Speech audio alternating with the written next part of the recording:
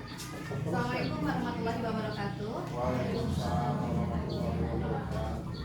Yang terhormat rekan-rekan guru semuanya, pertama-tama marilah kita panjatkan puji dan syukur kepada hadirat Allah Subhanahu wa taala karena atas rahmat dan hidayahnya kita bisa berkumpul untuk melakukan diseminasi pelatihan coding dan kecerdasan artifisial. Tak lupa salawat serta salam semoga tetap terlimpah kepada junjungan kita Habibana ya Nabiyana Muhammad SAW. Bapak Ibu semuanya, terima kasih sudah menyempatkan waktunya untuk mengikuti diseminasi pelatihan coding dan kecerdasan artifisial. Di sini saya akan memaparkan ada 5 modul yang harus dipaparkan dalam diseminasi ini, karena ini merupakan salah satu tugas yang harus diselesaikan agar mendapatkan sertifikat dari pelatihan coding dan kecerdasan artifisial. Yang pertama adalah untuk modul 1, mata pelajaran coding dan kecerdasan artifisial pada kurikulum nasional. Adapun diadakannya KAA ini karena Indonesia telah menetapkan fokus pada pengembangan sumber daya manusia yang unggul dan kompetitif untuk menghadapi tantangan global, termasuk di bidang digital yang sangat diperlukan untuk membekali manusia dengan kemampuan beradaptasi terhadap perkembangan teknologi. Selain itu juga, ini dalam rangka membantu tujuh transformasi ekonomi digital, meningkatkan efisiensi layanan publik, mempercepat inovasi di berbagai bidang termasuk dalam bidang pendidikan. Maka dengan cara ini meningkatkan keterampilan digital tidak hanya membuat Indonesia lebih kompetitif di dunia, tapi juga bisa membantu pembangunan berkelanjutan dan memastikan akses teknologi yang merata di seluruh dunia, di seluruh wilayah Indonesia. Salah satunya ini adalah dengan meningkatkan keterampilan digital dengan adanya penguatan literasi digital, coding dan juga KA atau kecerdasan artifisial dalam kurikulum pendidikan dasar dan menengah. Kemudian berikutnya, tujuan diadakannya KAA dalam pelajaran. Yang pertama adalah agar peserta didik, kalau sekarang adalah murid, bisa terampil berpikir komputasional untuk menciptakan solusi atau penyelesaian persoalan secara logis, sistematis, kritis, analitis, dan kreatif. Kemudian yang kedua, nanti diharapkan juga bisa cakap dan bijak sebagai warga masyarakat digital yang fitra, produktif, beretika, aman, berbudaya, dan juga bertanggung jawab. Kemudian yang ketiga, terampil mengelola dan memanfaatkan data. Dan yang keempat, terampil berkarya dengan menghasilkan rancangan atau program melalui proses coding dan memanfaatkan kecerdasan artifisial. Ini adalah tujuannya diadakan KAA di pendidikan dasar maupun pendidikan menengah. Kemudian nanti elemen-elemen coding dan KAA ini ada beberapa. Yang pertama, berpikir komputasional. Ini adalah merupakan keterampilan problem solving atau untuk memecahkan masalah melalui pemodelan, melalui simulasi juga untuk menghasilkan solusi efektif, efisien, dan optimal yang dapat dijalankan oleh manusia. Kemudian mesin meliputi penawaran logis, kritis, kreatif berdasarkan data baik secara mandiri maupun kolaborasi. Kemudian yang kedua, literasi digital ya. Jadi literasi itu bisa dilakukan dengan misalnya melalui gadget, melalui HP ya, melalui komputer juga, misalkan dibuka misalnya nanti menggunakan Google atau apa sesuai yang kebutuhan. Ini merupakan percakapan bermedia digital dengan fokus produksi dan diseminasi konten digital dengan memahami etika dan keamanan digital. Kemudian yang berikutnya adalah tentang literasi dan etika kecerdasan artifisial. Jadi nanti diajarkan bagaimana konsep dasar KA, kemudian juga bagaimana KA bekerja, manfaatkan dan juga dampaknya, dan sikap kritis serta etika dalam menggunakan KA. Sehingga nanti bias itu adalah hal-hal yang tidak diinginkan ketika kita menggunakan teknologi, itu bisa dihindari.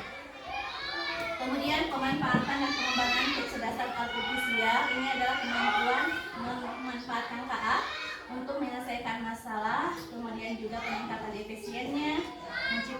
dan memperbaiki sistem KA. Kemudian ada algoritma pemrograman. Ini adalah mengembangkan solusi dari berbagai persoalan dengan membaca bermakna dan menulis teks algoritma terstruktur. Kemudian terakhir ada analisis data, adalah kemampuan untuk menstrukturkan, menginput, memproses, diantaranya saja menganalisis, mengambil kesimpulan, membuat keputusan, memprediksi dan juga menyajikan data. Kemudian di sini ada konsep keilmuan coding dan kecerdasan artifisial serta implementasinya. Kalau coding ini diartikan sebagai proses mengkonversi keinginan manusia menjadi format yang dapat dipahami oleh komputer menggunakan bahasa pemrograman. Kemudian nanti pembelajaran bisa plug. Kalau plug itu menggunakan alat komputer, misalnya menggunakan HP juga bisa. Jadi menggunakan alat teknologi ya nanti dalam pembelajarannya. Jadi misalnya ketika belajar KAA, siswanya suruh membawa HP misalnya ya, nanti mengakses misalnya Google, atau misalnya diajarkan juga ketika misalnya belajar ke suatu tempat kemudian tidak tahu misalkan alamatnya, bisa menggunakan Google Map, diajarkan jadi menggunakan perangkat. Kalau unplug berarti ini tidak menggunakan perangkat tapi berupa aktivitas fisik, ada simulasi, ada permainan. Kemudian ada internet basic coding, ini memungkinkan belajar melalui platform daring interaktif dengan koneksi internet. Kalau unplug, jadi nanti tahap-tahapannya. Jadi misalnya diajarkan, coba kalian ceritakan bagaimana cara membuat misalkan nasi goreng. Itu kan tahapannya, misalnya siapkan dulu bahannya, kemudian bagaimana caranya. Itu merupakan tahapan-tahapan yang diajarkan dalam coding. Jadi kalau dalam tingkat SD tidak perlu misalnya menggunakan alat saja, tapi bisa kalau misalnya ternyata di kita tidak terbatas jumlahnya, misalnya untuk komputer atau Chromebook juga banyak yang sudah rusak ya, berarti nanti kita menggunakan unplug, tidak menggunakan cara plug. Kalau plug harus menggunakan alat ya, kalau unplug tidak, hanya menggunakan tahapan-tahapan seperti komputer saja dalam pembelajaran.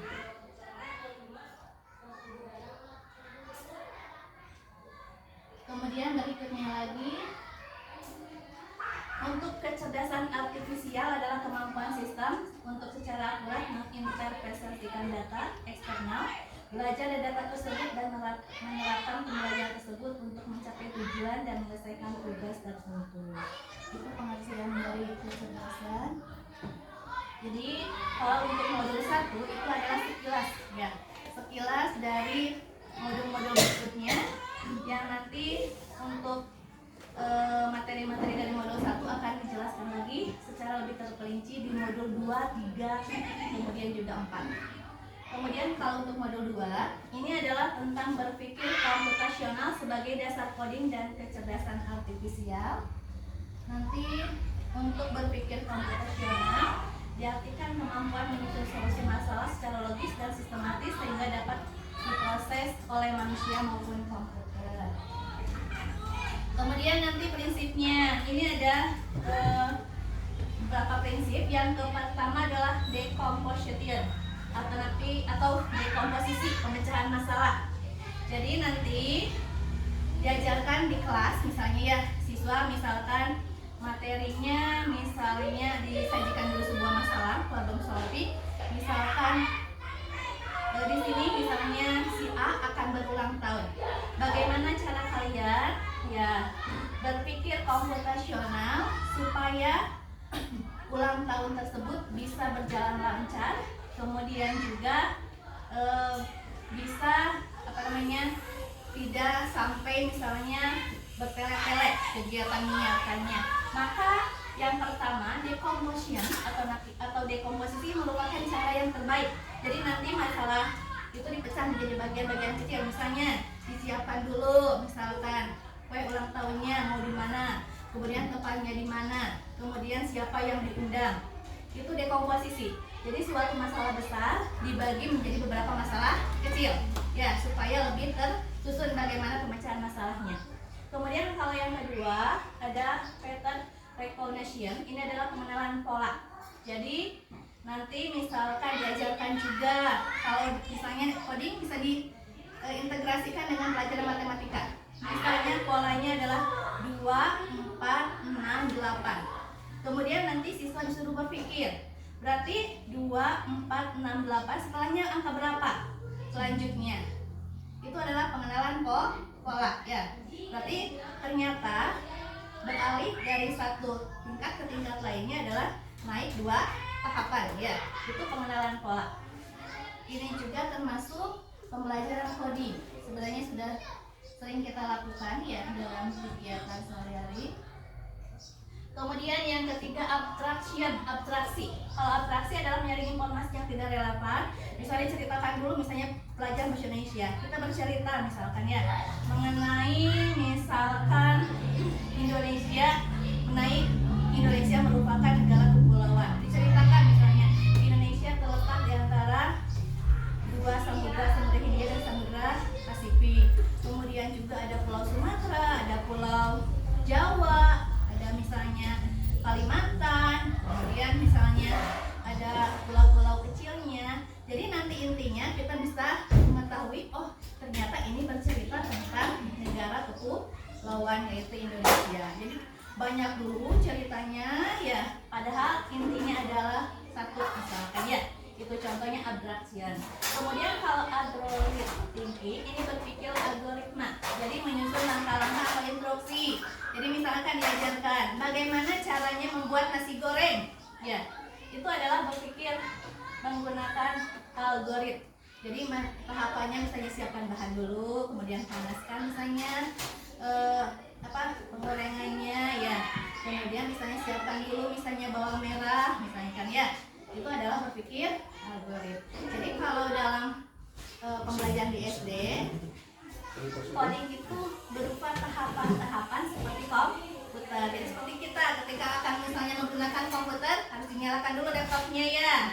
Kemudian misalnya kita klik, misalkan mau kemana, ke dokumen atau kemana, seperti itu. Kalau dalam pembelajaran di SD, jadi jangan berpikir kalau coding itu harus menggunakan rumus-rumus tertentu, harus bisa menguasai level, tidak ya. Kalau di SD hanya tahapan-tahapannya saja seperti komputer. Kemudian berikutnya lagi, pentingnya berpikir komputasional untuk memecahkan berbagai masalah dalam kehidupan sehari-hari. Jadi yang pertama bisa membantu menyelesaikan masalah dengan lebih mudah ya. Seperti tadi misalnya menyiapkan acara ulang tahun, kadang berpikir ini apa yang disiapkan dulu, apakah undangan dulu, apakah kuenya dulu, apakah pokoknya banyak sekali dalam pikiran kita ya. Tapi dengan adanya berpikir komputasional maka nanti masalah akan lebih mudah diselesaikan. Kita bisa berpikir, oh sekarang misalnya siapkan dulu misalkan ulang tahunnya, siapa yang akan membuatnya. Kemudian misalnya siapkan juga undangannya, siapa yang akan membantu menulisnya, misalkan seperti itu. Kemudian yang kedua, bisa membantu membuat keputusan yang lebih baik ya. Karena sudah tersusun, maka nanti keputusan yang kita ambil tentu akan yang menjadi yang terbaik.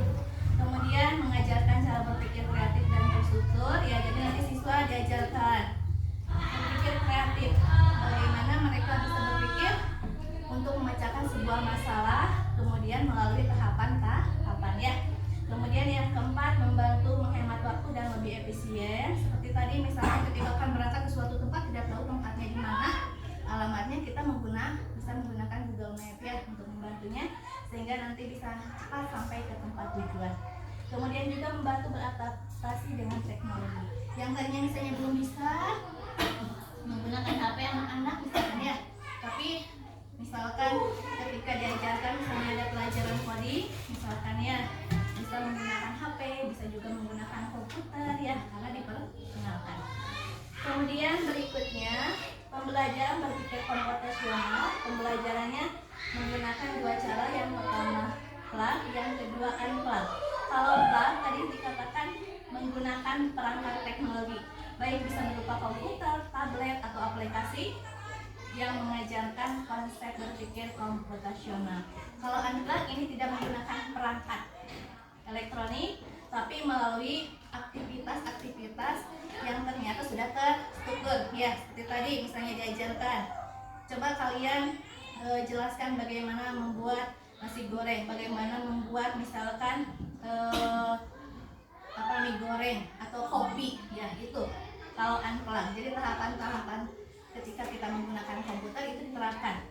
Kemudian menggunakan juga permainan, misalnya contoh yang lain, kartu algoritma, ya, dimana nanti kita buat misalnya kartu, ya, ada buat kartu misalnya ketika bangun tidur, misalnya apa yang akan dilakukan, apakah misalnya di sana di kartunya tertulis misalkannya mandi, makan, misalkan ya, menyisir, itu nanti siswa disuruh menyusun, ya, itu adalah contoh pembelajaran secara unplug. Itu untuk modul kedua, ya. Kemudian berikutnya adalah ada modul ketiga, konsep dasar kecerdasan artifisial. KA adalah teknologi yang membantu komputer belajar dari pengalaman dan melakukan tugas tanpa perlu diperintah oleh manusia secara langsung. Kemudian karakteristiknya, nanti kalau untuk KA, belajar dari data. Jadi semakin banyak data yang kita masukkan ke dalam komputer, maka mesin tersebut bisa melakukan tugasnya semakin baik, ya. Contohnya kalau kita buka YouTube, ya, misalkan kita sering melihatnya, kalau saya biasanya di biru terus suka melihat nyanyi, ya. Jadi nanti yang keluar itu lagu anak-anak seperti itu. Jadi ketika langsung kita buka YouTube, maka kita akan langsung disajikan dengan tayangan sering kita buka, ya. Kemudian juga Google Translate nanti bisa menerjemahkan teks atau sesuatu yang kita cari yang sudah dituliskan di kolom pencarian. Kemudian berikutnya lagi, yang kedua, nanti KA mampu beradaptasi dan meningkatkan performanya, bisa berubah dan menyesuaikan diri berdasarkan pengalaman. Jadi contohnya Google Maps, ya, awalnya mungkin salah memperkirakan waktu tempuh, ya, tetapi ketika semakin banyak orang yang menggunakannya, maka akan lebih akurat ketika kita membuka Google Maps tersebut, karena ternyata semakin banyak data yang dimasukkan, maka KA ini bisa bekerja secara optimal. Kemudian yang ketiga, nanti KA bekerja berdasarkan algoritma dan model prediktif. KA bekerja dengan aturan dan langkah-langkah matematis yang disebut dengan algoritma. Jadi misalkan contohnya aplikasi cuaca, ini kan bisa memprediksi apakah hari ini akan hujan ataukah tidak, ya. Misalnya dari HP kita suka ada pemberitahuan, misalnya cuaca Mekarbuana hari ini cerah, diprediksikan tidak akan turun hujan, suka ada pemberitahuan seperti itu, ya. Kemudian juga nanti kalau misalnya buka aplikasi, tadi ada YouTube, Shopee juga, ya, nanti sama akan merekomendasikan barang-barang apa saja yang sering kita lihat, maka nanti akan sering muncul ketika kita membuka aplikasi belanja online. Kemudian yang keempat, KA juga mampu menganalisis pola dan membuat keputusan secara otomatis. KA tidak hanya melihat data, tapi juga bisa menemukan pola yang tidak terlihat oleh manusia. Contohnya aplikasi media sosial, ya. Nanti misalkan kan suka ada saran teman, biasanya itu berdasarkan dari data-data yang ternyata ada dalam handphone kita. Misalkan misalnya kita punya teman namanya si Banu, kadang-kala bisa disarankan untuk berteman dengan si Banu, itu otomatis, ya, langsung ada. Kemudian juga misalnya aplikasi perbankan, ini bisa mendeteksi penipuan dengan cara melihat transaksi yang tidak biasa. Misalkan ada pemberitahuan ke HP kita, ternyata ada seseorang yang login ke akun kita, ya, dan mencoba melakukan transaksi, itu ternyata dari KA bisa mendeteksi bahwa hal tersebut adalah merupakan salah satu indikasi adanya penipuan. Kemudian di KA juga nanti kita belajar mengenai mesin cerdas dan mesin non cerdas. Kalau mesin cerdas, ini adalah mesin yang bisa belajar mengenali pola, kemudian juga membuat keputusan berdasarkan data. Contohnya seperti ada Google Assistant, ya. Jadi kita bisa mencari tahu misalnya arti dari baru itu apa, bisa dicari, ya. Kemudian juga ada mobil otonom Tesla. Ini bisa berjalan sendiri tanpa kita perlu menyupirnya. Jadi kita tinggal duduk manis, ya. Nanti mobil tersebut akan sampai ke tujuan kita. Bisa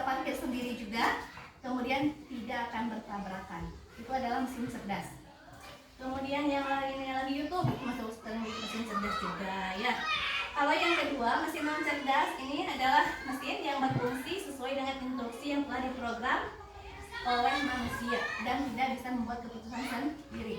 Contohnya kalkulator. Bisa menjumlahkan apabila kita memencet angkanya, misalnya 2 tambah 3, kemudian diklik sama dengannya baru muncul angka gitu ya. Itu mesin non cerdas dipelajari juga dalam KA. Kemudian juga blender baru bisa berputar ketika kita pencet ya tombol untuk memutar. Misalnya remote TV juga, TV bisa beralih dari satu saluran ke saluran lainnya, maka perlu perintah dari manusia. Berikutnya prinsip penting dalam menggunakan KA secara bertanggung jawab. Yang pertama harus transparansi. Artinya bahwa setiap keputusan yang dihasilkan harus dapat dijelaskan dan dipahami oleh manusia. Ya, jadi ketika misalnya kita menerjemahkan sesuatu, ya mencari di Google Assistant artinya, maka kita harus bisa paham itu artinya apa. Ya, transparansi itu yang pertama. Yang kedua, akuntabilitas. Adanya pihak yang bertanggung jawab atas kesalahan KA. Ya, jadi ketika misalnya kita melakukan sesuatu, kemudian misalnya bertanya kepada Google Assistant, ya jangan langsung mempercayainya bahwa itu adalah hal yang benar, karena setiap keputusan kan dikembalikan kepada diri kita sendiri. Ya, tetap mesin tidak bisa dikalahkan oleh manusia. Manusia yang paling cerdas ya. Jadi tetap keputusan dikembalikan lagi kepada manusia. Kemudian yang ketiga, adil dan non-diskriminatif. Artinya menghindari bias, kesalahan, bias itu dalam algoritma KA. Jadi pengembang KA, pengembang itu yang membuat aplikasi-aplikasi misalnya YouTube, Google Assistant dan yang lainnya, ya nanti memastikan bahwa data yang telah dimasukkan itu beragam dan representatif sehingga tidak ada kelompok yang dirugikan. Kemudian privasi, menggunakan KA tanpa melanggar hak pengguna. Jadi penting yang memastikan bahwa KA itu menghormati privasi pengguna dan tidak menyalahkan data pribadi mereka. Jadi kita memasukkan data kita ke misalnya Google, ya nanti dipastikan data tersebut ini terkunci aman. Ya, jangan sampai misalnya disalahgunakan oleh orang lain. Ya. Kemudian modul keempat berikutnya. Ini tentang modul keempat, pemanfaatan kecerdasan artifisial. Untuk KA tadi sudah diartikan sebagai kemampuan komputer atau mesin untuk belajar seperti manusia. Ya, fungsinya adalah membantu manusia melakukan pekerjaan menjadi lebih cepat, lebih mudah dan juga efisien. Ya, seperti tadi misalnya kita mencari pengertian dari baru, maka tidak perlu berpikir lama ya. Cari saja di Google Assistant atau di penerjemah apa itu arti dari baru. Kemudian penggunaan kecerdasan artifisial, nanti penggunanya ada 2. Yang pertama ada yang aktif gitu sebagai pengembang. Pengembang adalah yang membuat aplikasi-aplikasi seperti YouTube, misalnya Google Assistant, misalkan ya. Itu dibuat oleh pengembang. Itu adalah pengguna secara aktif. Kemudian yang kedua, nanti ada yang disebut dengan pengguna pasif ya. Kalau pengguna pasif berarti pengguna seperti kita. Jadi kita membuka YouTube, membuka Instagram, menggunakan Google Assistant, itu adalah pengguna pasif ya. Kemudian berikutnya penggunaan kecerdasan artifisial ya. Kemudian berikutnya contoh pemanfaatan KA dalam kehidupan sehari-hari dalam bidang pendidikan, misalnya ada ruang guru, ada Google Classroom, ada juga Canva ya. Itu pemanfaatan KA dalam bidang pendidikan. Kemudian yang kedua dalam bidang hiburan, diantaranya saja seperti Netflix, YouTube, Instagram itu hiburan, Shopee juga ya. Kemudian dalam bidang transportasi, misalnya ada kendaraan pintar yang bisa mengendarai sendiri tanpa kita harus mengemudinya. Kemudian ada Google Maps juga. Dalam bidang kesehatan, misalnya ada timbangan berat badan beserta aplikasi, atau misalnya ada konsultasi online ya melalui platform kesehatan. Misalnya ada ala dokter, misalnya kalau dibuka ya, juga ada ala dokter misalkan. Kemudian kalau dalam bidang keamanan, diantaranya saja ada untuk HP, untuk supaya aman, jangan sampai salah gunakan orang lain. Misalnya ada sandi, ada face lock ya, menguncinya, atau juga ada CCTV yang digunakan misalnya untuk melindungi ruangan atau daerah, jangan sampai misalkan ada sesuatu hal yang tidak diinginkan. Kemudian ternyata ada tantangan etika ketika menggunakan HA. Yang pertama ada plagiarisme. Ini adalah menyalin atau mengambil karya orang lain tanpa izin, kemudian juga mengakuinya sebagai milik sendiri ya. Jadi kadang-kadang kita juga sudah plagiat ya, jadi mengambil misalnya membuat sesuatu kemudian misalnya digunakan oleh diri kita sendiri. Tapi kalau bisa ATM ya, amati, tiru dan modifikasi. Jangan misalnya langsung plek semuanya ditiru ya oleh kita dan digunakan misalkan ya. Kalaupun menggunakan harus menggunakan atau menyebutkan sumbernya. Kemudian juga mengambil gambar video orang lain tanpa sumber juga itu tidak boleh ya. Kemudian menggunakan KA untuk menulis tugas tanpa usaha sendiri. Kemudian yang kedua ada miskonsepsi dan hoax. Kalau miskonsepsi, kesalahan atau pemikiran yang salah tentang sesuatu.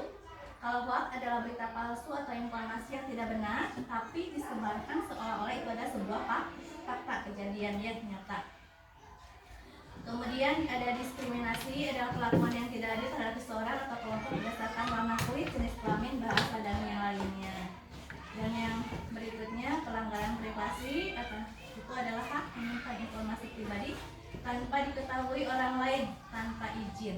Jadi kadang-kala kan kita misalnya menggunakan HP, tapi kemudian sering muncul iklan-iklannya, itu ternyata merupakan tantangan etika karena melanggar privasi ya. Jadi kadang-kala itu kan mengganggu juga ya. Sebenarnya itu tidak boleh ada, tapi yang menjadi tantangan yang harus dipecahkan bagaimana solusinya. Kemudian tantangan dalam pemanfaatan KA, ternyata nanti KA ini membutuhkan banyak data. Semakin banyak data yang dimasukkan ke dalam sebuah aplikasi, maka nanti hasilnya akan semakin baik ya. KA itu bekerja. Misalnya nanti dibuat sebuah aplikasi, kita buat sebuah aplikasi misalkan mengenali buah, tapi hanya melihat gambar apel merah, mungkin nanti KA tidak bisa menyaring ketika disajikan memasukkan gambar apel hijau, karena ternyata data yang dimasukkannya hanya gambar apel merah. Jadi kalau misalnya mau membuat sebuah aplikasi, maka data harus makin banyak supaya nanti ketika misalnya ditanyakan sesuatu bisa menyaring atau memberikan jawaban yang benar. Kemudian yang kedua, teknologinya masih sulit, terbatas, dijangkau oleh semua orang ya. Karena tidak semua orang, mungkin ini berhubungan dengan masalah ekonomi. Tidak semua orang misalnya bisa membeli HP, bisa membeli laptop, komputer atau yang lainnya. Jadi mungkin hanya beberapa orang tertentu saja ya yang bisa menggunakan HA. Kemudian di Indonesia belum banyak ahli HA. Kemudian yang keempat, aturan dan keamanan data HA sering menggunakan data pribadi seperti foto dan suara.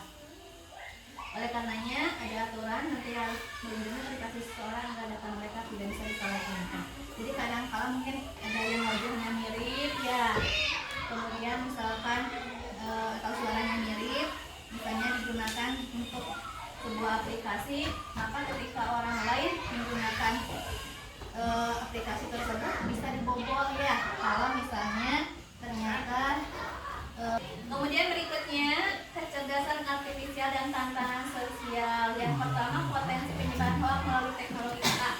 Contohnya ada gambar palsu ya, KA ini bisa mengedit foto agar terlihat seperti kejadian nyata padahal tidak pernah terjadi. Bisa mengedit foto biar kita menjadi sangat cantik, misalkan itu misalkan ya ada aplikasi yang bentar wajah ya, tapi ketika bertemu ternyata seperti ini, tidak seperti aslinya gitu ya. Itu adalah dari KA juga ya. Ini tantangannya ya. Kemudian yang kedua, ketimpangan akses teknologi antara daerah maju dan daerah tertinggal. Kalau daerah maju tentu nanti akses teknologinya akan semakin tinggi, semakin semakin berkembang. Tapi kalau daerah tertinggal, mungkin akses untuk KA saja, untuk internet saja ya itu akan susah. Kemudian perlu edukasi masyarakat dalam memahami KA dan dampaknya. Jadi harus diajarkan KA itu bisa memberikan dampak positif, tapi juga bisa memberikan dampak negatif ya. Jadi harus bisa memfilter, jangan sampai misalnya anak-anak yang mengakses misalnya di YouTube tindakan kekerasan, pornografi atau apa ya. Jadi harus tetap didampingi ya. Kemudian strateginya bagaimana mengatasi tantangan-tantangan dari KA. Yang pertama, adalah dari pemerintah, adanya regulasi dan kebijakan tentang penggunaan KA yang bertanggung jawab ya.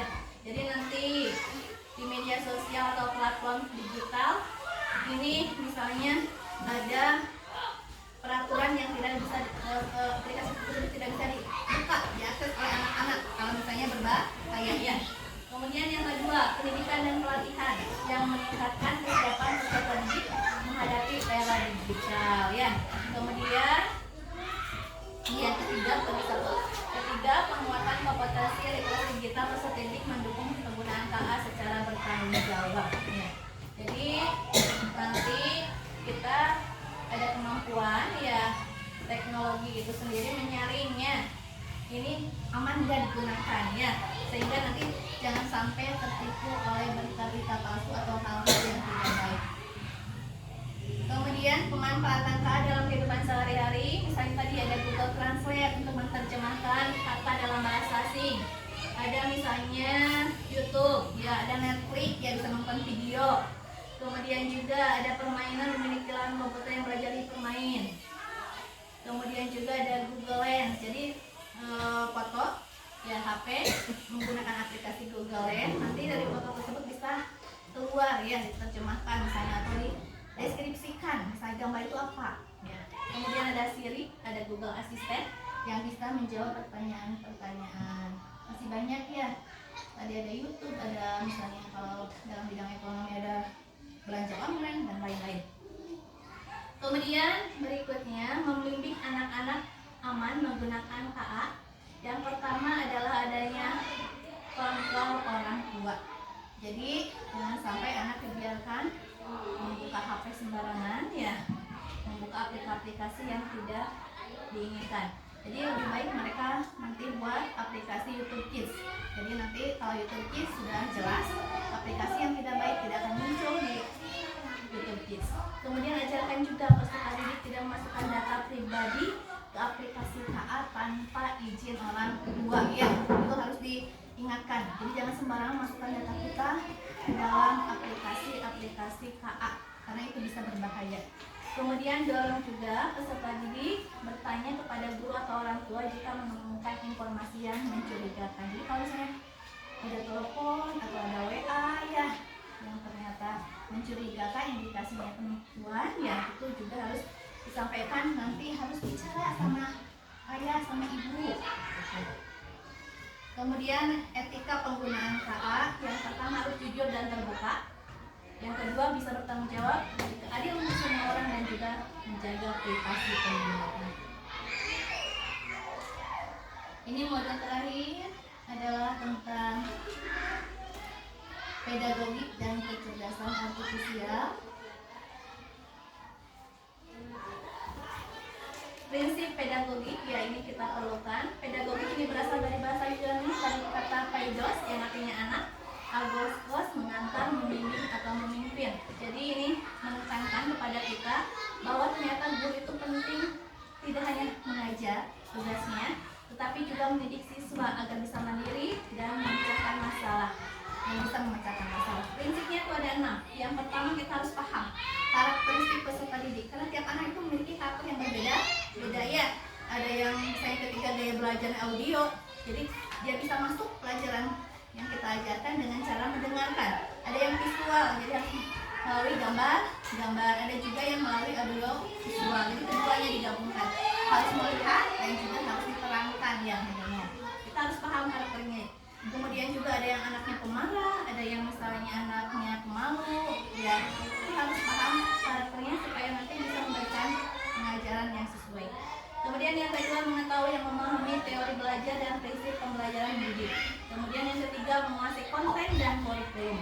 Kemudian memahami potensi peserta didik, mengetahui dan menguasai keterampilan berkomunikasi.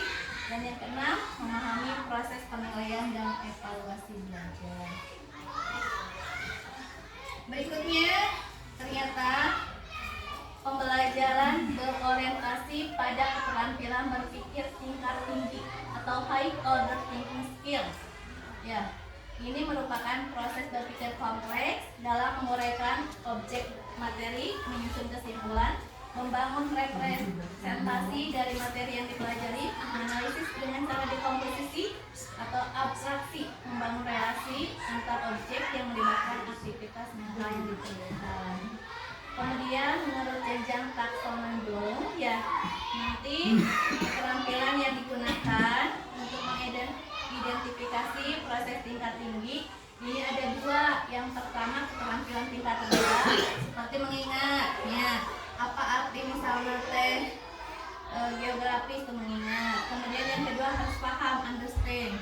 Kemudian menerapkan, playing. Kemudian yang kedua nanti keterampilan berpikir tingkat tinggi itu ada menganalisis, mengevaluasi dan juga mencipta. Kemudian untuk berpikir tingkat tinggi ternyata ini ada 3 bagian. Yang pertama sebagai transfer knowledge, berbagi pengetahuan ya. Jadi nanti membuat siswa mampu menggunakan pengetahuan dan keterampilan baru yang diperoleh selama proses belajar dalam kehidupan sehari-hari. Misalkan tadi diajarkan di sekolah misalnya ya, tadi diajarkan berpikir komputasional. Misalnya tadi diajarkan ketika misalnya mau mengerjakan sesuatu harus ada tahapan-tahapannya supaya nanti hasilnya juga menjadi lebih baik ya. Jadi misalnya ketika yang mendapatkan nilai yang bagus berarti dia harus belajar, misalnya harus mengerjakan tugas. Jadi kemudian juga harus mendengarkan guru, itu ada tahap-tahapannya. Kemudian yang kedua sebagai problem solving. Ini adalah agar siswa dapat mengidentifikasi dan menyelesaikan permasalahan yang dihadapi dalam kehidupan akademik maupun kehidupan nyata. Jadi ketika ada masalah, dia sudah bisa belajar bagaimana memecahkan masalah tersebut. Ya, misalnya saya ke sekolah suka kesiangan, tapi bagaimana? Nanti malamnya harus tidur cepat, tidak boleh terus bermain HP game, misalkan ya. Minta kepada ayah atau ibu untuk dibangunkan misalnya pagi-pagi, itu bisa memecahkan masalah juga. Yang ke bukan problem solving lagi. Oh, yang ke C sebagai bukan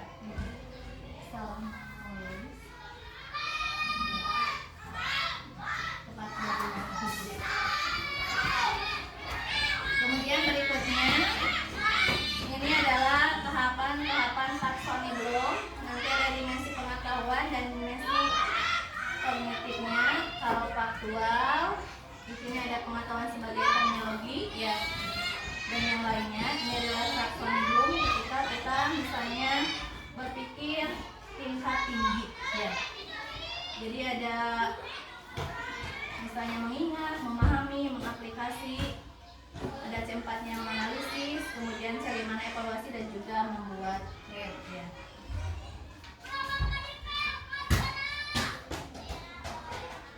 Kemudian berikutnya lagi diajarkan mengenai TPEC ya. TPEC adalah teknologi pedagogikal content knowledge. Ini adalah perangkat kerja untuk merancang pembelajaran yang mengintegrasikan teknologi secara efektif dengan pengetahuan pedagogik dan pengetahuan konten atau materi pembelajaran. Nanti guru ini didorong ya untuk menguasai aspek ini sehingga nanti bisa menciptakan pembelajaran yang menarik, relevan, inovatif, seperti bisa melakukan presentasi misalnya ya, kalau menggunakan media misalnya seperti ini, IFP ya, kemudian juga ada simulasi virtual, ada diskusi daring juga misalkan. Nanti komponennya yang pertama adalah knowledge content, artinya guru ini harus bisa menguasai materi yang diajarkan. Yang kedua, knowledge pedagogi, artinya guru ini bisa mengajar dengan efektif, strategi bisa menguasai kelas, kemudian juga cara mengoptimalkan pembelajaran siswa. Kemudian yang berikutnya knowledge teknologi, artinya guru bisa menggunakan teknologi yang relevan dengan pembelajaran. Terakhir, ini adalah TPEC, berarti ini guru kompleks, bisa menguasai segalanya. Teknologi bisa, pedagogiknya bisa, ya kontennya juga bisa. Jadi ini yang diharapkan ya ketika kita melakukan pembelajaran dalam area digital ini. Kemudian nanti model pengembangannya dari PCK ke TPEC. Ini artinya nanti contohnya saja ya, ini adalah menggunakan aktivitas diskusi kelompok, bermain peran, kunjungan lapangan dan lain-lain. Kemudian kalau yang kedua dari TPK ke TPEC, ini adalah guru ya belajar misalnya menggunakan teknologi ya, misalnya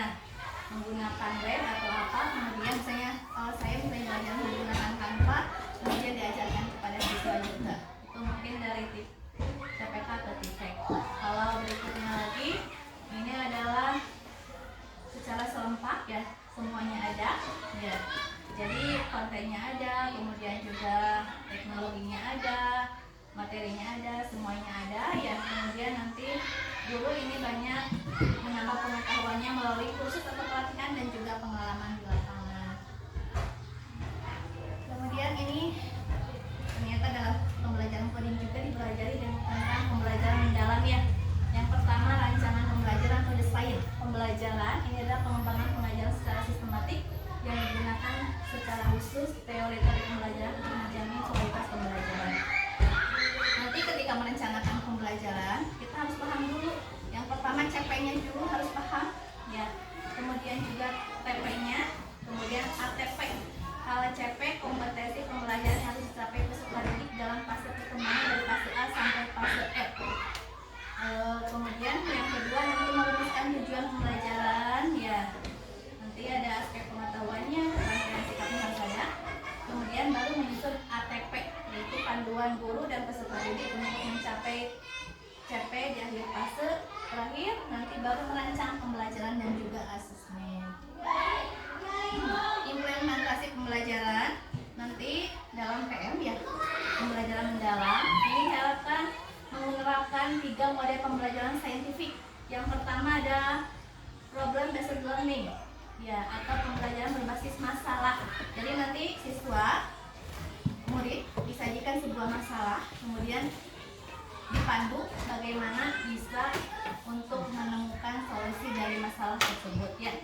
Kemudian kalau yang kedua ini yang kedua adalah project based learning. Jadi kalau project nanti pembelajaran yang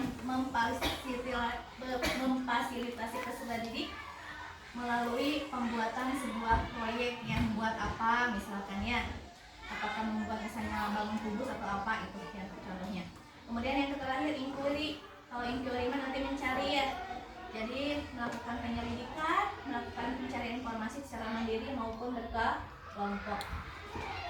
Itu diantaranya cara-cara ya pembelajaran yang harus kita implementasikan atau terapkan dalam kehidupan sehari-hari.